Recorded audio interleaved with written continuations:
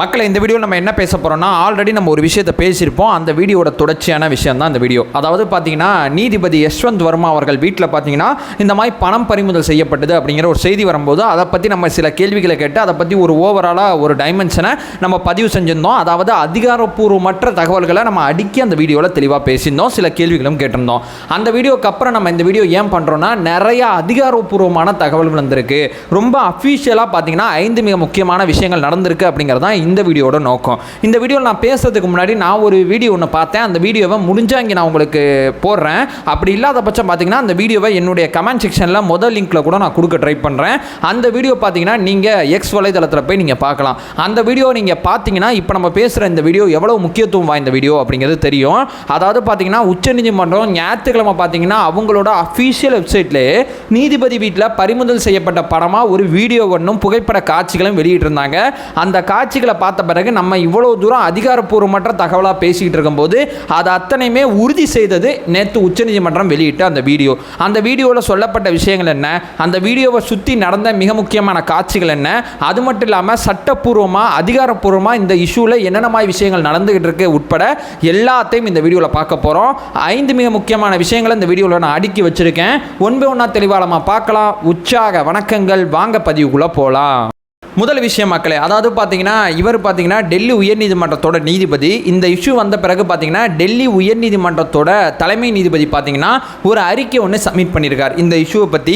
அந்த அறிக்கையில் அவர் என்ன குறிப்பிட்டிருக்காருன்னா, இந்த மாதிரி மின்கசிவு சார்பாக இவரோட வீட்டில் இந்த விபத்து நடந்திருக்கு அப்படிங்கிறது காவல்துறை மூலமாக நான் அந்த தகவலை உறுதிப்படுத்திட்டேன். மின் கசிவுனால இந்த விபத்து நடந்திருக்கு. இந்த விபத்து நடந்த பிறகு பார்த்தீங்கன்னா இவர் அந்த சமயத்தில் ஊரில் இல்லை, இவரும் இவரோட மனைவியும் ஊரில் இல்லை. வீட்டில் வேலை செய்யக்கூடிய ஊழியர்கள், இவங்களோட மகள், அந்த நீதிபதியோட அம்மா, இவங்க தான் வீட்டில் இருந்திருக்காங்க அப்படிங்கிற 2வது தகவலையும் உறுதிப்படுத்துறாரு. நான் என்ன பண்ணேன்னா, அந்த விசாரணையில் பார்த்தீங்கன்னா பாதுகாவலரை கூப்பிட்டு வீட்டிலேருந்து எதுவும் பணம் பறிமுதல் பண்ணாங்களா அப்படிங்கிற விஷயத்தை கேட்டேன். அவரும் ஆமாம் அப்படிங்கிற ஒரு தகவலை சொன்னார். நான் இந்த நீதிபதியோட பதிவாளர் ஒருத்தர் இருப்பார்ல, அவரை நேரடியாக அந்த வீட்டுக்கு போய் நான் பார்க்க சொன்னேன். அவர் பார்த்தீங்கன்னா எரிந்த நிலையில் அந்த வீட்டில் பார்த்தீங்கன்னா சில விபத்து நடந்ததுக்கான அத்தனை அறிகுறியும் இருக்குது அப்படிங்கிற விஷயத்தை என்கிட்ட கொண்டு வந்து சொன்னார். இது மட்டும் இல்லாமல் எனக்கு காவல்துறை சார்பாக ஒரு வீடியோவும் புகைப்படமும் இருக்குது. அந்த வீடியோவும் அந்த புகைப்படமும் நான் இந்த அறிக்கையோடய உங்கள்கிட்ட நான் சப்மிட் பண்ணுறேன், நான் பார்த்ததை நீங்களும் பாருங்க அப்படின்னு சொல்லி உச்சநீதிமன்ற தலைமை நீதிபதிக்கு சில அறிவுறுத்தல் கொடுக்குறார். அது மட்டும் இல்லாமல் இவரோட ஃபோன் கால் ஹிஸ்ட்ரியை நான் கடைசி 6 மாதத்துக்கான ஹிஸ்ட்ரியை காவல்துறையிட்ட கேட்டிருக்கேன் அப்படிங்கிற தகவலும் சொல்கிறாரு. அது மட்டும் இல்லாமல் பார்த்தீங்கன்னா இந்த விஷயத்தில் பார்த்தீங்கன்னா நம்ம கொஞ்சம் தீவிரமாக செயல்படணும், ரொம்ப அதிதீவிரமான பிரச்சனை அப்படின்னு சொல்லி தன்னுடைய அறிக்கையை முடிக்கிறார். இந்த அறிக்கையை பார்த்தீங்கன்னா உயர்நீதிமன்ற தலைமை நீதிபதி, டெல்லி உயர்நீதிமன்ற தலைமை நீதிபதி பார்த்தீங்கன்னா உச்சநீதிமன்ற நீதிபதிக்கு அனுப்பிச்சு வச்சிருந்தாரு. இது மட்டும் இல்லாமல் இந்த அறிக்கையில் பார்த்தீங்கன்னா நான் சம்பந்தப்பட்ட நீதிபதியை கூப்பிட்டு விசாரிச்சேன், அவரோட தரப்பு நியாயங்களும் இந்த அறிக்கையில் நான் சேர்த்திருக்கேன் அப்படிங்கிற விஷயத்தையும் சொல்றார். இப்போ 2வது நம்ம எதை பற்றி பேச போறோம்னா, இப்போ மாட்டிக்கிட்டார்ல ஒருத்தர் யஷ்வந்த் வர்மா, அவர் என்ன சொல்றார் இந்த விஷயத்தை பற்றி அப்படின்னு சொல்லி அவரோட அஃபீஷியல் பாயிண்ட்ஸை அந்த அறிக்கையில் குறிப்பிட்ட சில விஷயங்களை நம்ம பார்க்கலாம். அதாவது பார்த்தீங்கன்னா அவர் என்ன சொல்றாருன்னா, முன்னாடி தான் இந்த விபத்து நடக்கும்போது பார்த்தீங்கன்னா நான் ஊரில் இல்லை அப்படிங்கிற முதல் விஷயத்தை சொல்றாரு. என்னோட ஸ்டோர் ரூமில் அதாவது என்னோட வீட்டில் இருக்கக்கூடிய பின்புறத்தில் இருக்கக்கூடிய ஸ்டோர் ரூமில் பார்த்தீங்கன்னா இவ்வளவு பணம் பறிமுதல் செய்யப்பட்டது அப்படிங்கிறது தான் இந்த அறிக்கையை சொல்லுது. இந்த வீடியோக்கள் அத்தனையுமே அதான் காமிக்குது. அந்த ஸ்டோர் ரூமில் பார்த்தீங்கன்னா நாங்கள் பூட்டவே மாட்டோம். அந்த ஸ்டோர் ரூம் பார்த்தீங்கன்னா எல்லாருக்குமான ஸ்டோர் ரூமு, தோட்டத்துக்கு தேவைப்படுற பொருட்களும் அங்கே தான் இருக்கும். ஊழியர்களும் நிறைய பேர் தேவையில்லாத பொருட்கள்லாம் அங்கே தான் போடுவாங்க. ஒரு பூட்டப்படாத அறையில் பார்த்தீங்கன்னா இவ்வளோ பணம் யாராவது வைப்பாங்களா அப்படிங்கிற முதல் கேள்வி கேட்குறாரு. 2வது பார்த்தீங்கன்னா இந்த பூட்டப்படாத அறையில் பார்த்தீங்கன்னா என்னுடைய வீட்டோட பின்புறத்தில் இருக்குது. இது முக்கிய கட்டடங்கள் வழியாக இதுக்குள்ளே போயிடலாம், அவ்வளவு, அதாவது எல்லாருமே இதுக்குள்ளே போய் வரலாம். அப்படிப்பட்ட இடத்துல தான் இந்த ஸ்டோர் ரூம் இருக்குது. ஊழியர்கள் பார்த்தீங்கன்னா சர்வசாதாரணமாக இந்த கட்டடத்துக்குள்ளே போயிட்டு வருவாங்க. அங்கே போய் இவ்வளவு கோடி இருக்கக்கூடிய பணத்தை யாராவது பதுக்கி வைப்பாங்களா அப்படிங்கிற விஷயத்தை கேட்குறாரு. 3வது பார்த்தீங்கன்னா இப்போ என்னோட வீட்டில் இருந்தால் அந்த பணம் பறிமுதல் செய்யப்பட்டது அப்படிங்கிறது செய்திகள் அத்தனையுமே சொல்லுது. என்னோட வீட்டில் விபத்து நடந்த பிறகு என்னுடைய மகள் மூலமாக தகவல் கிடைக்குது. அதுக்கப்புறம் தீயணைப்பு படை வீரர்கள் அந்த தீயை அணைக்கிறாங்க. ஆனால் அந்த எரிந்த நிலையில் மீட்கப்பட்ட அல்லது எரிந்த நிலையில் இருக்கக்கூடிய பணத்தை எங்கள் வீட்டில் தான் பறிமுதல் பண்ணோம், அல்லது அந்த பணம் அங்கே தான் இருக்குது அப்படின்னு சொல்லி என் ஊழியர்கள், என் மகள் யாருக்குமே காட்டலை. ஏன் அடுத்த நாள் பார்த்தீங்கன்னா என்னுடைய வீட்டில் பணம் பறிமுதல் அப்படிங்கிற சில வீடியோக்கள், நீங்கள் காமிக்கிற அந்த வீடியோக்கள், சில செய்திகள் வந்துகிட்டு இருக்கு. அது என்னோட வீடே கிடையாது.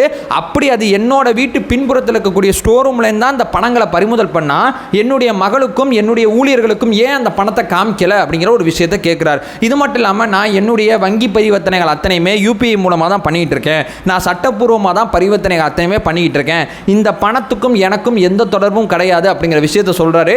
அபிஷியலாக அந்த விஷயத்தை நான் சந்திக்க தயார் தயார் அப்படிங்கிற விஷயத்தையும் அவர் தன்னிலை விளக்கமாக கொடுத்துருக்காரு. நம்ம எதிர்பார்த்தது தான் ஒரு நீதிபதி தான் சொல்லுவாருங்கிறது நமக்கு ஆல்ரெடி நல்லா தெரியும். இப்போ மூணாவது பார்த்தீங்கன்னா இந்த அறிக்கை கிடச்சிருச்சு, இந்த சம்பந்தப்பட்ட நீதிபதி பார்த்தீங்கன்னா தன்னிலை விளக்கம் கொடுத்துட்டாரு. மூணாவது பார்த்தீங்கன்னா உச்சநீதிமன்ற தலைமை நீதிபதி என்ன பண்ணியிருக்கார் அப்படிங்கிற அவரோட ஆங்கிளுக்கு வருவோம். அவர் பார்த்தீங்கன்னா ஒரு 3 பேர் கொண்ட ஒரு நீதிபதிகள் குழு மூலமாக ஒரு உள் விசாரணையை ஸ்டார்ட் பண்ணியிருக்கார். இந்த உள் விசாரணை அமைக்கப்பட்டாவே ஒரு நீதிபதி மேலே தன்னிலை விளக்கத்தில் அந்த நீதிமன்ற நீதிபதிகள் பெரிய லெவலில் திருப்தி ஏற்படாத போது தான் இந்த நடவடிக்கைக்குள்ளே இறங்குவாங்க. அப்போ இவரோட அந்த கருத்துக்களை யாருமே நம்பலை அப்படிங்கிறது உறுதி செய்யப்படுது. இந்த உள் விசாரணை யார் பண்ண போறான்னா 3 நீதிபதிகள் பண்ண போறாங்க.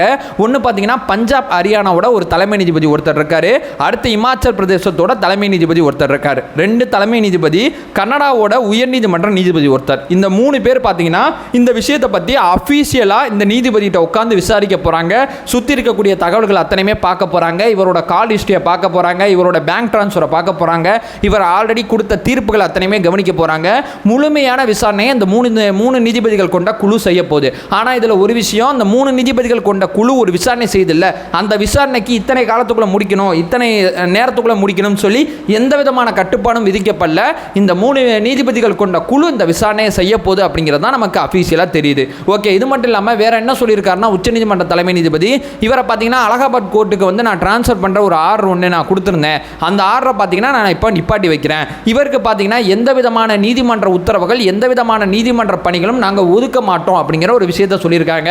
குற்றச்சாட்டுக்கு உள்ளான நபர் சம்பந்தப்பட்ட விஷயத்தை விசாரிக்கிறதுக்கு தனி, இவர் குற்றச்சாட்டுக்கு உள்ளானதுனால இவருக்கு பார்த்தீங்கன்னா நீதிமன்ற பணிகள் எதுவுமே வழங்கப்பட மாட்டாது அப்படிங்கிற 2 மிக முக்கியமான முடிவுக்கு உச்சநீதிமன்ற தலைமை நீதிபதி வந்திருக்கார். இதில் பார்த்தீங்கன்னா பொதுவெளியில் எல்லா தகவலையுமே உச்சநீதிமன்ற தலைமை நீதிபதி கொண்டு வந்திருக்காரு. பொதுவெளியில் இந்த வீடியோ வெளியாக இருக்கு. பொதுவெளியில் பார்த்தீங்கன்னா டெல்லி உயர்நீதிமன்ற தலைமை நீதிபதி கொடுத்த 25 பக்க அறிக்கை பொதுவெளிக்கு வந்திருக்கு. ஸோ டோட்டலாக பார்த்தீங்கன்னா நீதிபதி கொடுத்த அறிக்கையில் என்னென்ன மாதிரி விஷயங்கள் சொல்லப்பட்டது அப்படிங்கிறத நம்ம பார்த்துட்டோம். அடுத்து பார்த்தீங்கன்னா தன்னிலை விளக்கமாக அந்த நீதிபதி என்ன கொடுத்தார் அப்படிங்கிறதையும் பார்த்துட்டோம். அதுக்கப்புறம் பார்த்தீங்கன்னா உச்சநீதிமன்ற தலைமை நீதிபதி என்ன செஞ்சார் அப்படிங்கிற விஷயத்தை பார்த்துட்டோம். 4வது பார்த்தீங்கன்னா நீதிமன்ற குற்றச்சாட்டுக்கு ஆளான இந்த நீதிபதிக்கு நீதிமன்றம் எந்த மாதிரி இவர் மேலே இப்போதைக்கு எடுத்த நடவடிக்கை என்ன அப்படிங்கிற விஷயத்தையும் பார்த்துட்டோம். 5வது பார்த்தீங்கன்னா இது அத்தனையுமே பொதுவெளி கொண்டு வந்துட்டாங்க அப்படிங்கிற ஒரு விஷயத்தை சொல்கிறேன். நீதிமன்றம் போன வீடியோவில் நான் சொல்லியிருப்பேன், ஏன் ஒத்துக்க மாட்டீங்க, ஒத்துங்க, ஒத்துக்கிட்டு மக்கள் முன்னாடி எல்லாத்தையும் கொண்டு வந்து வைங்கன்னு சொல்லியிருந்தோம். அது அடிப்படையில் பார்த்தீங்கன்னா மக்கள் முன்னாடி கொண்டு வந்து வச்சிருக்காங்க அப்படிங்கிற விஷயத்தை சொல்கிறோம். இப்போ அடுத்ததாக பார்த்தீங்கன்னா இதில் அடுத்து என்னப்பா நடக்கும் அப்படிங்கிற அந்த போனஸான ஒரு பாயிண்ட்டை சொல்லிட்டு இந்த வீடியோ என் பண்ணிக்கலாம். அடுத்து இந்த விஷயத்தில் என்ன நடக்க போகுதுன்னா நம்ம ரொம்ப ஆழமாக சிந்திச்சு பார்த்தா 2 நடக்கலாம். ஒன்று, அந்த அறிக்கை அடிப்படையில் பார்த்தீங்கன்னா அந்த அறிக்கையில் சொல்லப்பட்ட தகவல் அடிப்படையில் தான் 2 முடிவு இருக்கும். அந்த அறிக்கையை பார்த்தீங்கன்னா இந்த நீதிபதி தப்பு பண்ணிட்டார் அப்படிங்கிற மாதிரி இருந்துச்சுன்னா உச்சநீதிமன்ற தலைமை நீதிபதி வந்து கேட்பார், எப்பா ராஜினாமா பண்ணிக்க, அந்த வழக்கை சட்ட ரீதியாக பார்த்துக்கன்னு, நீதிபதியாக இருக்கிறதுக்கு எந்த தகுதியும் கிடையாது அப்படிங்கிற விஷயத்தை கேட்பாரு. உச்சநீதிமன்ற தலைமை நீதிபதி கொடுத்த அறிவுறுத்தல் அடிப்படையில் இவர் ராஜினாமா பண்ணிட்டார்னா விட்டுருவாங்க. அப்படி இவர் ராஜினாமா பண்ணலனா பாராளுமன்றத்துக்கு எடுத்துகிட்டு போயிட்டு இவர் மேலே பார்த்தீங்கன்னா நம்பிக்கையில்லா தீர்மானத்தை கொண்டு வந்து இவரை ராஜினாமா பண்ண வைப்பாங்க அல்லது தகுதி நீக்கம் செய்வாங்க அப்படிங்கிற 2 ஆங்கிள் இருக்கு. இந்த அறிக்கை என்ன சொல்ல போதோ அதை பொறுத்து தான் அந்த வழக்கில் அடுத்தடுத்து நடக்க போகுது அப்படிங்கிற ஒரு விஷயத்தை சொல்லிட்டு அதிகாரப்பூர்வமற்ற முறையில் ஒரு வீடியோ பண்ணோம். அது அத்தனையுமே உறுதி செய்கிற மாதிரி வந்து அதிகாரப்பூர்வமான தகவல் வந்தோன்னா அதை பற்றி இந்த வீடியோவில் உங்கள்கிட்ட கொண்டு வந்து சேர்த்துட்டேன் அப்படிங்கிற ஒரு விஷயத்தை சொல்லிட்டு இந்த வீடியோ என் பண்ணிக்கிறேன். நம்ம சேனலை ஃபர்தராக ஃபாலோ பண்ணிங்கன்னா பொலிட்டிக்கல் சார்ந்து பல்வேறு விதமான விஷயங்களை நம்ம பேசிகிட்டு இருக்கோம். நம்மளோட ஒரே நோக்கம் அறியாமை அகற்ற வேண்டும், அறியாமை அகற்றப்பட வேண்டும். Thank you so much.